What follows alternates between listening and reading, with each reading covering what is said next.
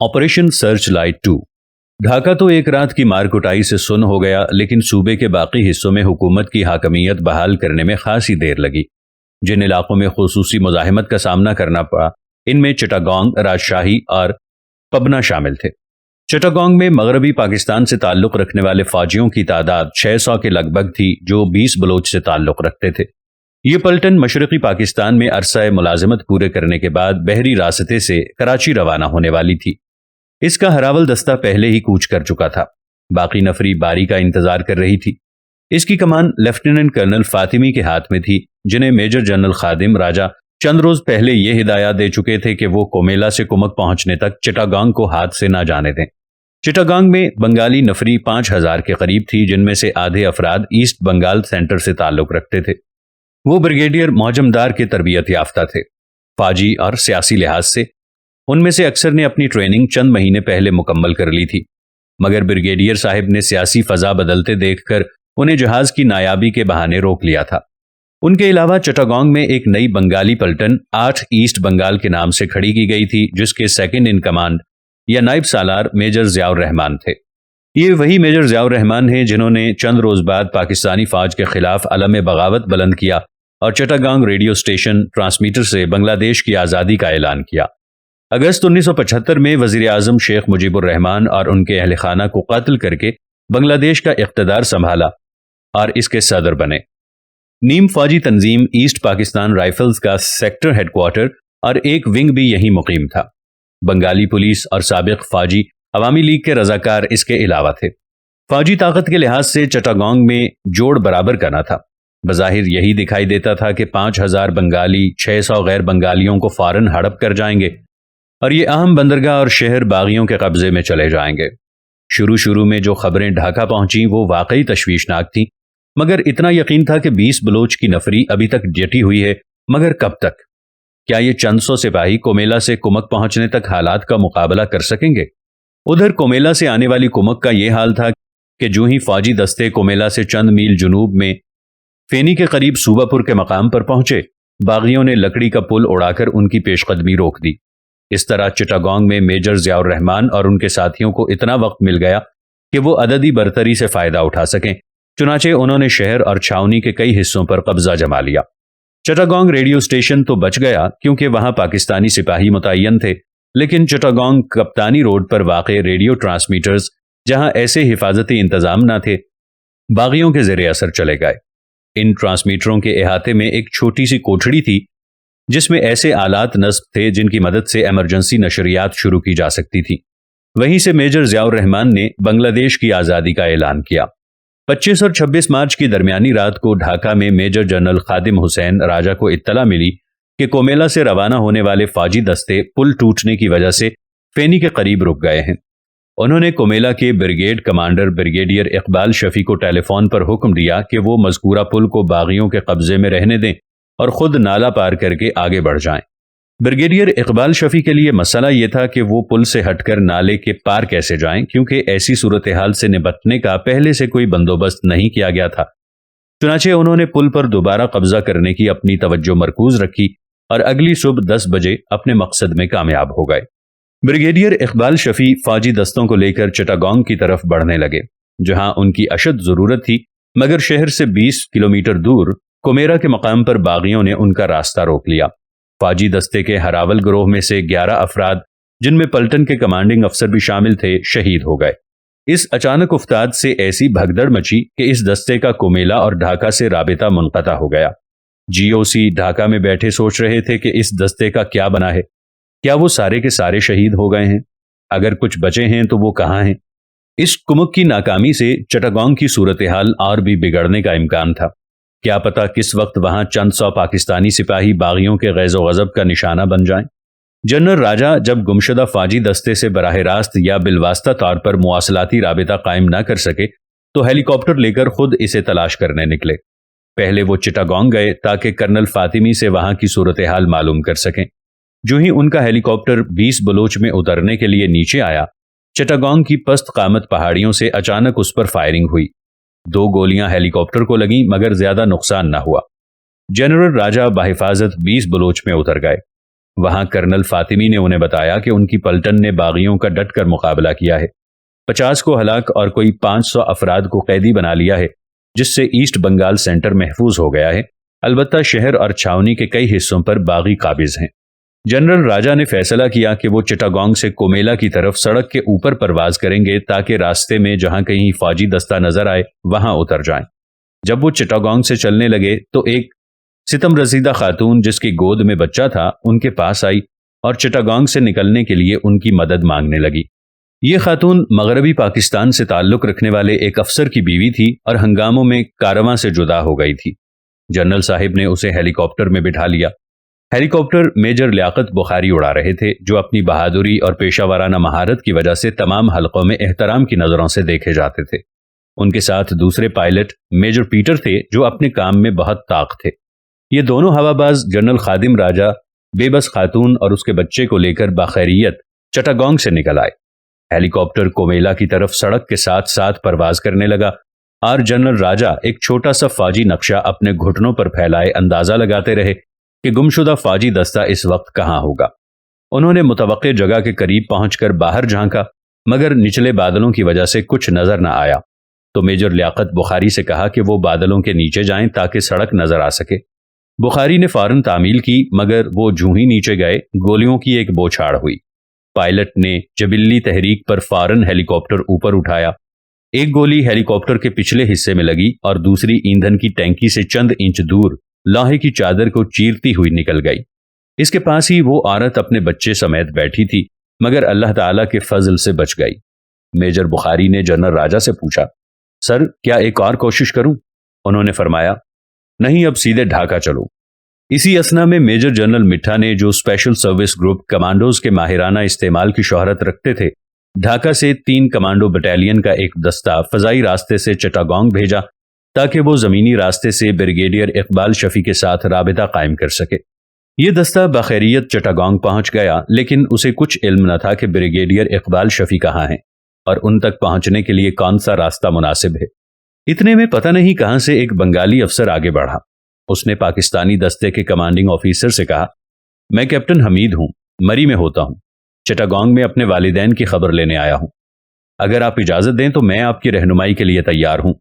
اس کی پیشکش کو فوراً قبول کر لیا گیا اور یہ فوجی دستہ کیپٹن حمید کے بتائے ہوئے راستے پر چلتے چلتے چٹاگانگ کومیلا روڈ کی طرف روانہ ہو گیا۔ شہر سے باہر سڑک کے دونوں جانب چھوٹی چھوٹی پہاڑیاں ہیں۔ جہاں وہ ان پہاڑیوں کے درمیان پہنچے تو اچانک دونوں جانب سے ان پر گولیاں برسنے لگیں۔ چھاپا مار دستے نے بچنے کی بہت کوشش کی، لیکن بھاری نقصان اٹھانا پڑا۔ 13 افراد ہلاک ہو گئے، جن میں سے ایک کمانڈنگ آفیسر، 2 نوجوان آفیسر، ایک JCO اور 9 سپاہی شامل تھے۔ اس دستے کے علاوہ 20 بلوچ کا ایک گروہ بھی اسی مشن پر روانہ کیا گیا، مگر یہ بھی آگے نہ بڑھ سکا۔ جب کرنل فاطمی سے اس ناکامی کی وجہ پوچھی گئی تو انہوں نے کہہ دیا کہ راستے میں باغیوں کی طرف سے شدید مدافعت تھی، گویا یہ دونوں کوششیں ناکام ہو گئیں۔ ادھر بریگیڈیئر اقبال شفیع پیش قدمی کرنے کی سرتوڑ کوشش کر رہے تھے۔ انہوں نے کومیرا کے مقام پر تعطل کے دوران کومیلا سے چھوٹی توپوں کی ایک بیٹری منگوا لی۔ یہ توپیں ان کے پاس 27 مارچ کی شام کو پہنچیں اور اگلی صبح باغیوں پر حملہ کر کے مدافعت توڑ دی گئی۔ چٹاگانگ شہر کی طرف پیش قدمی کے لیے راستہ کھول لیا گیا۔ راستے میں اس تاخیر کے دوران چٹاگانگ شہر میں حاجی کیمپ کے قریب اصفہانی جوٹ ملز کی کالونی پر قیامت گزر گئی۔ وہاں باغیوں نے بے یار و مددگار مردوں، عورتوں اور بچوں کو کلب کی عمارت میں جمع کر کے انہیں ٹکڑے ٹکڑے کر دیا۔ اس سفاکانہ قتل کے چند روز بعد میں اس عمارت میں گیا۔ اس کے فرش اور دیواروں کے نچلے حصے پر خون ہی خون تھا۔ عورتوں کے لباس اور بچوں کے کھلونے خون سے تر تھے۔ ساتھ والی رہائشی عمارت میں بستر کی چادریں اور گدے خون خشک ہونے کی وجہ سے اکڑ گئے تھے۔ 29 مارچ کو بریگیڈیئر اقبال شفیع اور چٹاگانگ کے دستوں میں ملاپ کی خبر ملی۔ ڈھاکہ کے آپریشن روم میں متفکر فوجی افسروں کی جان میں جان آئی، مگر اتنے میں اصفہانی کالونی کے بے گناہ باسی اپنی جان پر کھیل چکے تھے۔ اب تک چٹاگانگ میں قابل ذکر کامیابی صرف ایک بحری جہاز سے سامان اتروانے تک محدود تھی۔ یہ جہاز وسط مارچ میں مغربی پاکستان سے دفاعی سامان لے کر پہنچا تھا، لیکن عوامی لیگ کے کارکنوں نے اس سے سامان اتارنے کی اجازت نہ دی، کیونکہ بقول ان کے اس کی مدد سے 7.5 کروڑ بنگالیوں کی آواز کو دبانا مقصود تھا۔ مجیب الرحمان کے 25 روزہ دورے اقتدار میں فوجی انتظامیہ نے زبردستی سامان اتارنے کی کوشش نہ کی، البتہ جب پالیسی بدلی تو log area commander brigadier M.H. Ansari کو فضائی راستے ڈھاکہ سے چٹاگانگ پہنچایا گیا۔ انہوں نے چٹاگانگ میں موجود وسائل، جن میں پیادہ فوج کی ایک پلٹن، چند ہلکی توپیں اور 2 ٹینک شامل تھے، جمع کر کے ایک ٹاسک فورس ترتیب دے دی۔ بحریہ نے ایک تباہ کن جہاز، ڈسٹرائر اور چند گن بوٹس مہیا کی۔ ان کی مدد سے بریگیڈیئر انصاری نے نازک مسئلے کو حل کر دیا۔ بعد ازاں ایک اور پلٹن ڈھاکہ سے چٹاگانگ پہنچ گئی اور بریگیڈیئر انصاری کے وسائل بہتر ہو گئے۔ اگرچہ وسائل کے اعتبار سے حالت پہلے سے بہتر ہو گئی تھی، مگر چٹاگانگ کو باغیوں سے پاک کرنے کا مرحلہ ابھی باقی تھا۔ باغیوں کا زیادہ تر اجتماع ایسٹ پاکستان رائفلز کے سیکٹر ہیڈ کوارٹر ضلع کچہری میں ریزرو پولیس لائنز اور کپتانی روڈ پر ٹرانسمیٹر بلڈنگ میں تھا۔ سب سے پہلے میجر جنرل مٹھا نے ٹرانسمیٹر کی عمارت سے باغیوں کو نکالنے کے لیے SSG کمانڈوز کا ایک دستہ روانہ کیا۔ اس دستے نے اپنے حریف تک پہنچنے کے لیے دریائی راستہ اختیار کیا تاکہ ایک پہلو سے اچانک حملہ کیا جائے، لیکن ابھی وہ کشتیوں میں ہی تھے کہ ان پر فائر کھل گیا۔ وہ نہ بھاگ سکتے تھے اور نہ ڈٹ کر مقابلہ کر سکتے تھے۔ 16 افراد موقع پر ہی ہلاک ہو گئے۔ ادھر 20 بلوچ کا ایک اور دستہ لیفٹیننٹ کرنل فاطمی کی قیادت میں ٹرانسمیٹرز بلڈنگ کی طرف روانہ کیا گیا، لیکن یہ اپنے ٹارگٹ تک نہ پہنچ سکا کیونکہ حسب معمول کرنل فاطمی راستے میں ہی باغی افراد سے الجھنے میں کامیاب ہو گئے تھے۔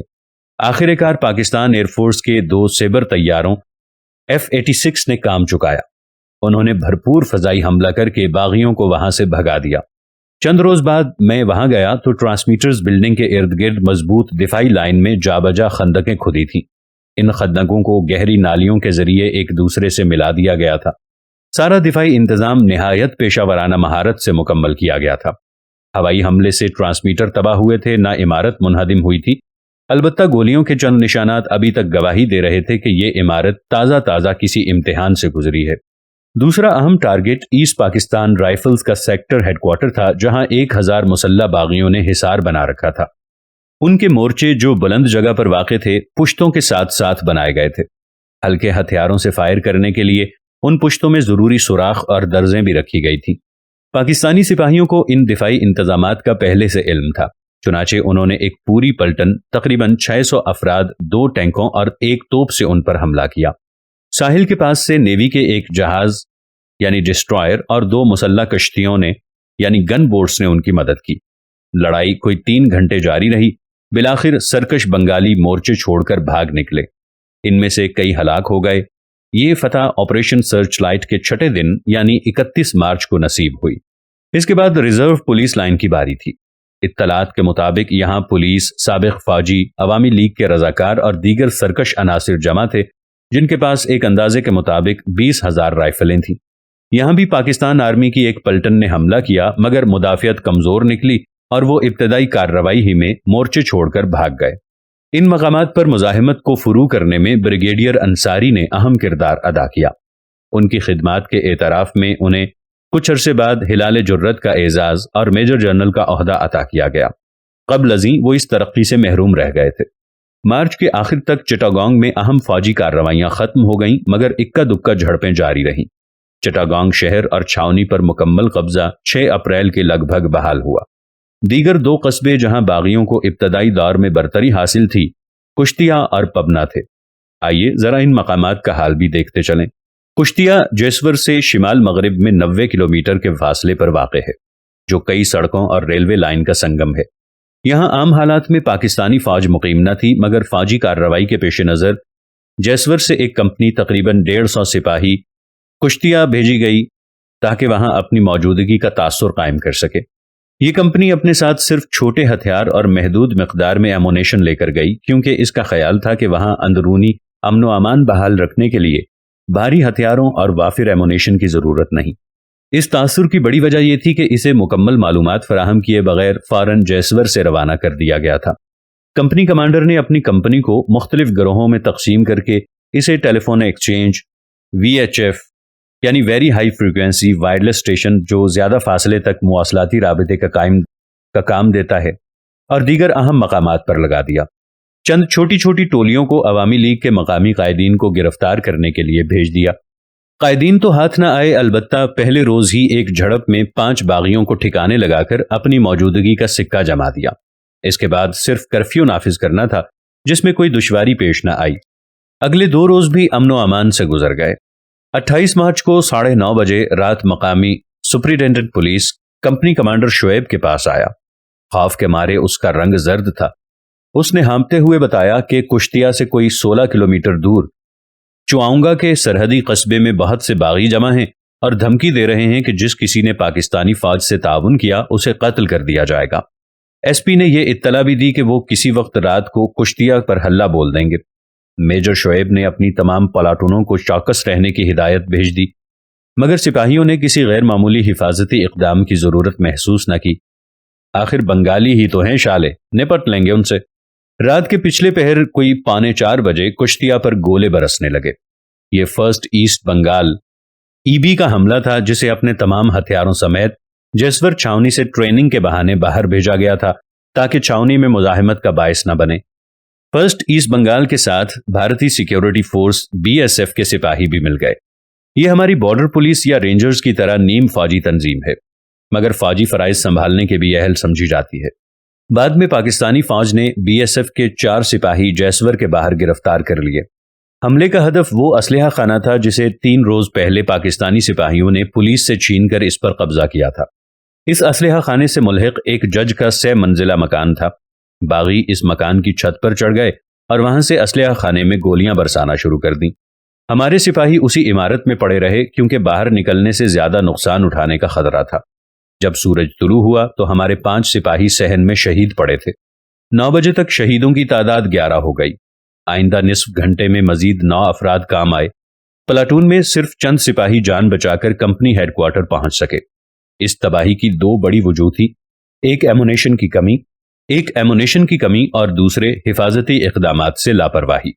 ہماری دوسری 2 چوکیاں ٹیلی فون ایکسچینج اور VHF اسٹیشن میں واقع تھیں۔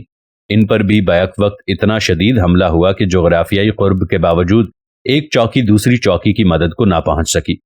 خود کمپنی ہیڈ کوارٹر مردہ خانے میں تبدیل ہو چکا تھا۔ وہاں 11 فوجی ایک جگہ ہلاک پڑے تھے اور 14 دوسری جگہ۔ وہاں 60 افراد میں سے 25 شہید ہو چکے تھے۔ اس تباہی کے پیش نظر جیسور برگیڈ ہیڈ کوارٹر میں فوری مدد کے لیے پیغام بھیجا گیا اور بلا تاخیر فضائیہ کی امداد پر زور دیا گیا۔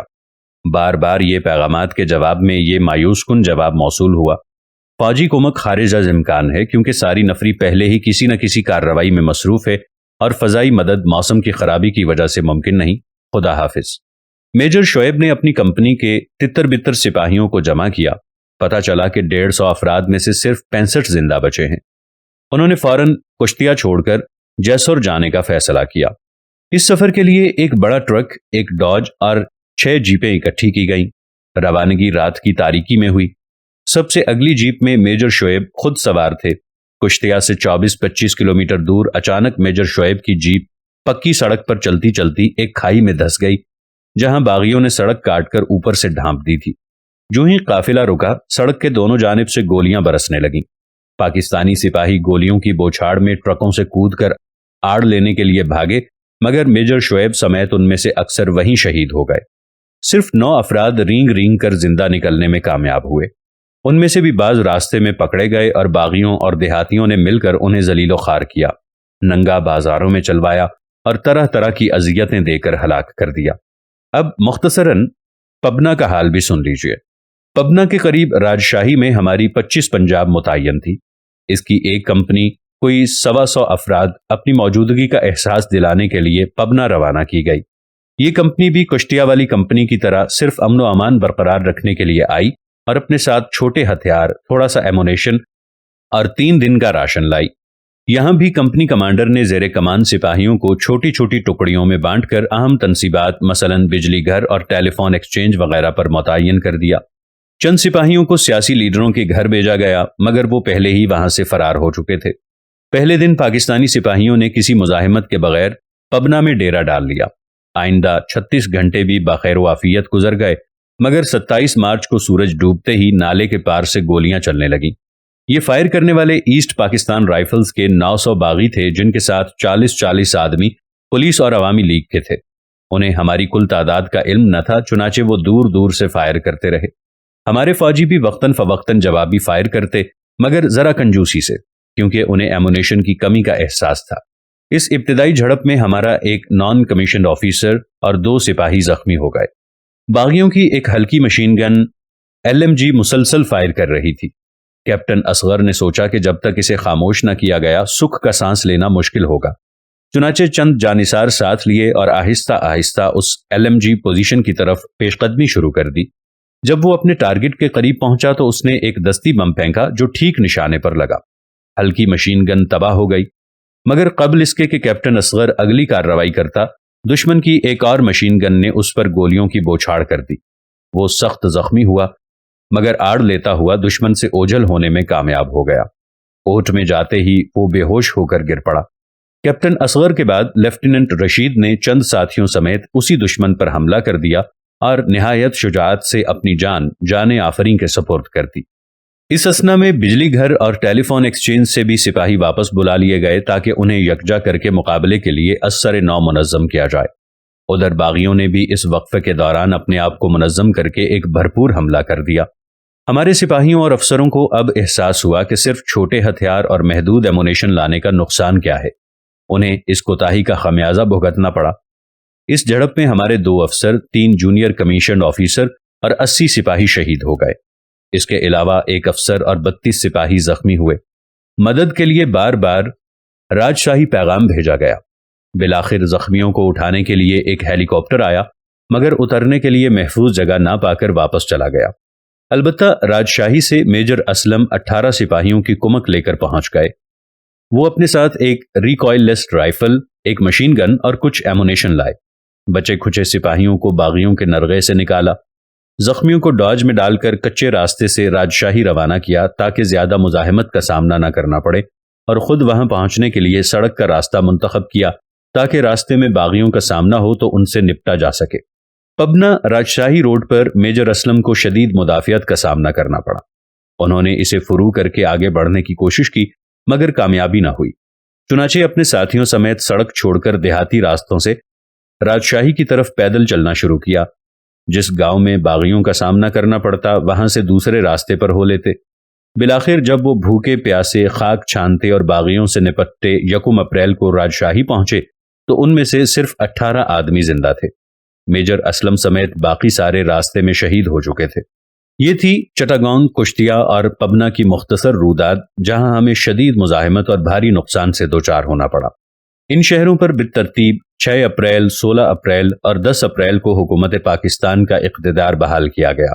اس کے علاوہ بعض دوسرے مقامات پر بھی مزاحمت ہوئی، مگر اسے زیادہ جانی نقصان کے بغیر فرو کر لیا گیا۔ اس سارے المیے کا المناک ترین پہلو یہ ہے کہ باغیوں نے نہ صرف پاکستانی فوجیوں کو بے دردی سے قتل کیا، بلکہ ان کے بال بچوں کو بھی سفاکانہ سلوک کا نشانہ بنایا۔ اس کتاب میں یہاں ان کی بربریت کے سارے قصے بتانا ممکن نہیں ہے، صرف ایک واقعہ نمونے کے طور پر بتاتا ہوں۔ 2 ایسٹ بنگال، یہ وہی پلٹن ہے جس کی تقریب پرچم کشائی فروری 1970 میں منعقد ہوئی تھی، اور لیفٹیننٹ جنرل وسیع الدین نے بنگالی سپاہیوں کو وقت ضرورت کرنل ریٹائرڈ MAG عثمانی کی قیادت پر بھروسہ کرنے کی تلقین کی تھی۔ ایسٹ بنگال ڈھاکہ کے شمال میں جو دیپ کور کے مقام پر تھی، اس میں ساری نفری بنگالی تھی۔ البتہ چند افسر JCO اور NCO جن کا تعلق ٹیکنیکل شعبوں سے تھا، مغربی پاکستان سے تعلق رکھتے تھے، مگر ان کی تعداد آٹے میں نمک کے برابر تھی۔ ان میں سے اکثر نے اپنی ملازمت کا بیشتر حصہ اسی پلٹن میں گزارا تھا، اور وہ اپنے آپ کو اسی کنبے کے افراد سمجھتے تھے۔ 25 مارچ کی کارروائی کے پیش نظر جس طرح فرسٹ ایسٹ بنگال کو ٹریننگ کے بہانے جیسور چھاونی سے باہر بھیج دیا گیا تھا، اسی طرح سیکنڈ ایسٹ بنگال کو بھی جودیپ پور سے شمال کی طرف روانہ کر دیا گیا تھا تاکہ وہ ڈھاکہ سے دور رہے۔ اس پلٹن کی ایک کمپنی غازی پور، تنگیل اور میمن سنگھ میں تھی۔ البتہ چوتھی کمپنی پیچھے ایک پرانے محل میں واقع ہیڈ کوارٹر میں رہی۔ اس پلٹن نے دوسری بنگالی پلٹنوں سے مواصلاتی رابطہ قائم کرنے کے بعد 27 مارچ کو بغاوت کر دی۔ بغاوت کے بعد پہلا کام یہ کیا کہ مغربی پاکستان سے تعلق رکھنے والے تمام افراد اور ان کے اہل خاندان کو قتل کر دیا۔ البتہ صوبیدار ایوب، جو دیپ پور سے بچ نکلنے میں کامیاب ہو گیا، وہ بھاگا ڈھاکہ پہنچا اور اس بربریت کی داستان سنائی۔ दहशत के मारे उसके होंठों पर पिपड़ियां जमी हुई थीं और होंठों के किनारों पर सफेद झाग के धब्बे नजर आ रहे थे। हर किसी ने उसे तसल्ली देने और चाय पिलाने की कोशिश की, मगर उसने किसी की ना सुनी और जल्द अज जल्द मदद की जरूरत पर जोर दिया। ढाका छावनी से पंजाब रेजिमेंट की एक कंपनी फौरन जोधपुर रवाना हुई। हेडक्वार्टर के चंद नौजवान अफसर रजाकाराना तौर पर साथ हो लिए। जब ये लोग वहां पहुंचे तो बटालियन का सारा इलाका मक्तल में बदल चुका था। गंदगी के एक ढेर पर 5 बच्चे ज़िबा हुए पड़े थे। उनके पेट संगीनों से चाक किए गए थे। उनकी माओं की मस्क शुदा लाशें एक दूसरे ढेर पर ऊंधी पड़ी थी। सूबेदार अय्यूब उनमें अपने कुंबे के अफराद को पहचान कर चिल्ला उठा और इंतहाई सदमे से दिमागी तवाजुन खो बैठा। महल के सहन में एक फौजी जीप खड़ी थी जिसमें वायरलेस सेट नस्ब था। जीप के टायरों से हवा निकल चुकी थी और जीप के अंदर मगरबी पाकिस्तान का एक एनसीओ टेक्निकल ढेर पर पड़ा हुआ था। उसके खून के छींटे उसके वायरलेस सेट पर भी पड़े हुए थे। इमारत के अंदर भी मंजर ज्यादा मुख्तलिफ न था। वहां एक गुस्ल खाने में चंद खून आलूद कपड़े मिले जो बाद की तफ्तीश के मुताबिक गुजरांवाला के कैप्टन रियाज के थे। सिपाहियों के रिहायशी क्वार्टरों में एक नौजवान औरत फटे कपड़ों समेत मुर्दा पड़ी थी और उसका शीरखार बच्चा उसकी छातियों से लिपट कर बिलक रहा था। एक और क्वार्टर में 4 साला बच्ची गठड़ी बनी बैठी थी। वो फौजियों को देखते ही चिल्ला उठी, मुझे ना मारो, मुझे ना मारो, मेरे अब्बू को आ लेने दो। उसे क्या मालूम था कि उसके अब्बू अब कभी नहीं आएंगे। चंद माह बाद chief of army staff general Abdul Hamid ने मुझसे ढाका एयरपोर्ट के वीआईपी लाउंज में बातें करते हुए इस तमाम कत्लो गारत की जिम्मेदारी लेफ्टिनेंट जनरल साहिबजादा याकूब पर आयद की और कहा, याकूब ने मार्च के आगाज में मगरबी पाकिस्तान से फौजियों की आमद की मुखालिफत की थी। अगर उन्होंने हमें बरवक्त फौजी ताकत में इजाफा करने दिया होता तो तमाम बड़े शहरों और कस्बों में हमारे जवान मौजूद होते और इस वहशियाना कत्लो गारत की नौबत न आती। मैं ये दलील सुनकर खामोश हो रहा क्योंकि मुझे मालूम था कि जनरल याकूब ने 1 मार्च को फौजियों की आमद किस बिना पर रोकी थी। कहीं कत्लो गारत के बाद और कहीं इसके बगैर पाकिस्तानी फौज ने चंद बड़े बड़े शहरों को बागियों के नरगे से निकाल लिया। इसके बाद मुज़ाफ़ात की तरफ तवज्जो दी गई और मुख्तलिफ फौजी दस्ते मुख्तलिफ अतराफ में रवाना किए गए। एक दस्ते के साथ मुझे भी जाने का इत्तेफाक हुआ जिसका आंखों देखा हाल मैं आपको सुनाता हूँ। इससे आपको बखूबी अंदाजा हो जाएगा कि उन दस्तों ने अपना काम कैसे अंजाम दिया। इस एक वाक़े को तमाम वाक़यात का नमूना तो करार नहीं दिया जा सकता, मगर इससे तरीक़ेकार और जहनी रवैये की निशानदही ज़रूर होती है। ये फौजी दस्ता एक पलटन यानी 600 अफराद के करीब पर मुश्तमिल था, जिसकी 2 कंपनियां ट्रकों पर सवार थीं, जिनके आगे और अतराफ पर हल्की और भारी मशीन गनें नस्ब थीं। बाकी 2 कंपनियां सड़क के दोनों जानिब कोई 500 किलोमीटर तक फैली हुई थीं। वो तमाम इंसानी और गैर इंसानी मुदाफ़ियत का मुकाबला करने के लिए पूरी तरह लैस थीं। पैदल फौज के पीछे पीछे तोप खाना था, जिसकी 2 बड़ी तोपें वक्फों के बाद 2-2 गोले सामने की तरफ फायर करती थीं ताकि बागी तोपों की घन गरज सुनकर पसपा होते जाएं। सिपाही इतने हसास थे कि जरा से शुबे पर गोली चला देते थे।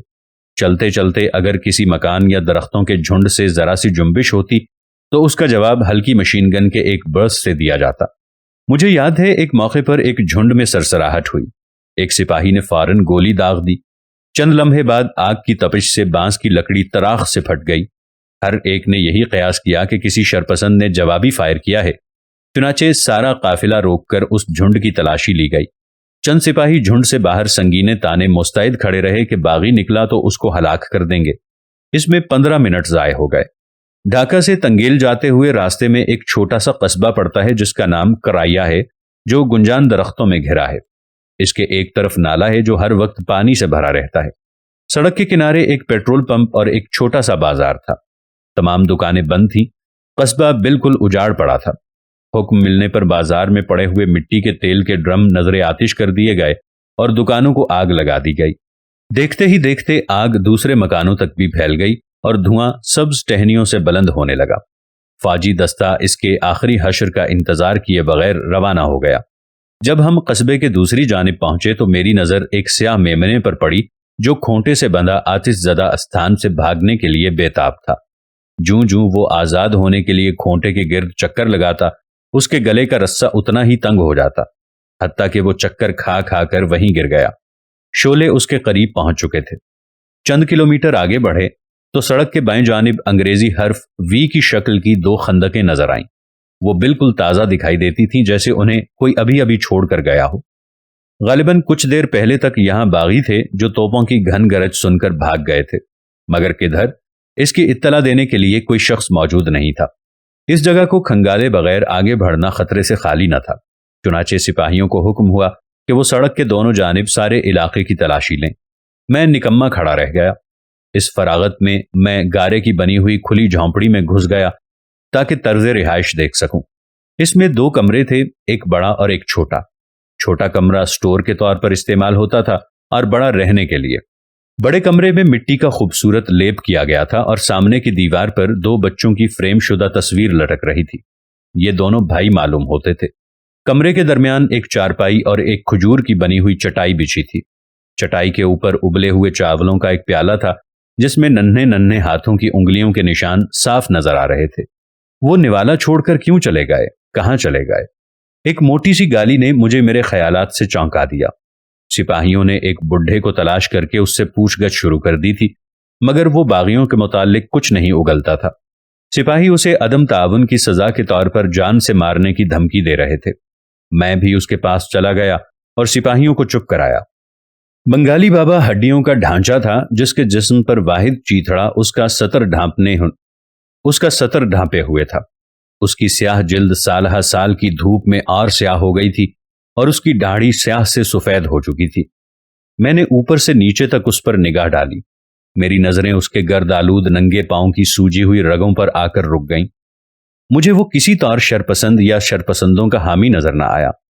میرے ہمدردانہ رویے سے ہمت پا کر وہ پھوٹ پھوٹ کر کہنے لگا، تھوڑی دیر پہلے وہ شرپسند یہاں تھے۔ وہ کہتے تھے اگر تم نے ہمارے متعلق کسی کو بتایا تو گولی مار دیں گے۔ اب یہ پاکستانی آئے ہیں، کہتے ہیں اگر ان کے متعلق نہ بتایا تو گولی مار دیں گے۔ میں کیا کروں؟ میں کدھر جاؤں؟ ترس کھا کر بڑے میاں کو زندہ چھوڑ دیا گیا اور قافلہ آگے بڑھا اور چلتے چلتے شام تنگیل تک پہنچ گیا، جہاں سرکٹ ہاؤس پر بنگلہ دیش کا پرچم لہرا رہا تھا۔ پاکستانی فوجیوں نے جا کر وہ پرچم اتار کر اس کی جگہ پاکستان کا جھنڈا لہرا دیا۔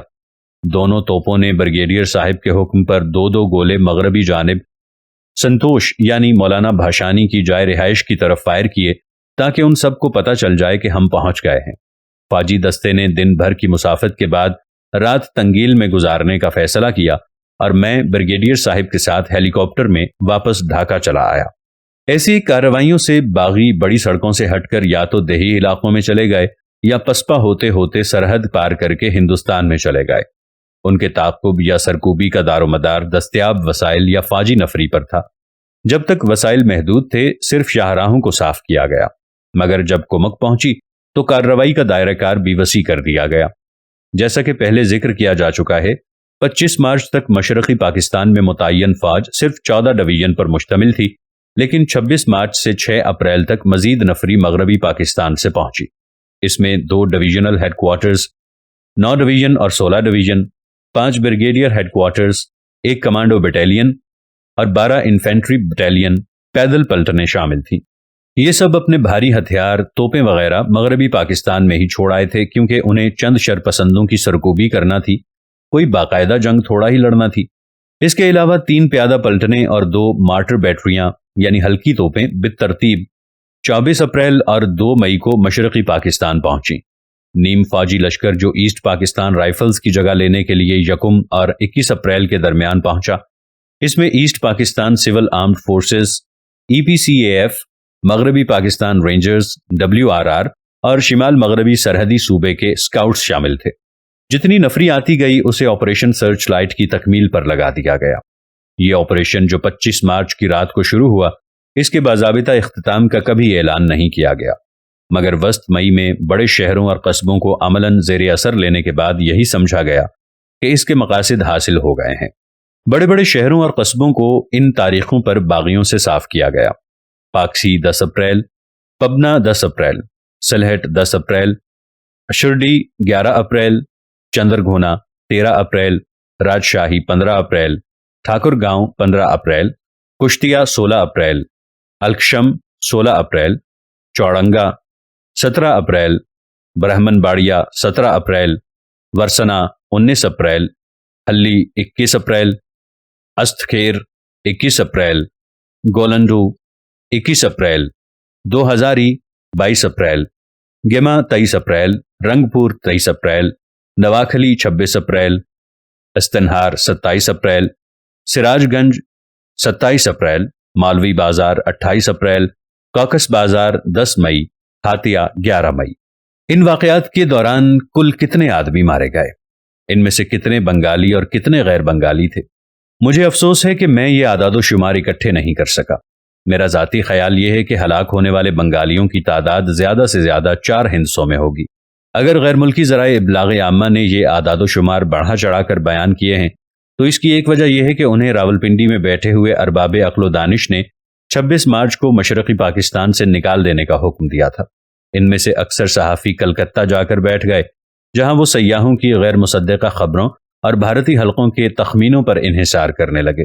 मुझे यकीन है अगर इन सहाफ़ियों को मशरक़ी पाकिस्तान में रहने दिया जाता तो हालात इतने गंभीर नजर न आते जितने उन्होंने दूर बैठकर रंग आमेज़ी करके दुनिया के सामने पेश किए।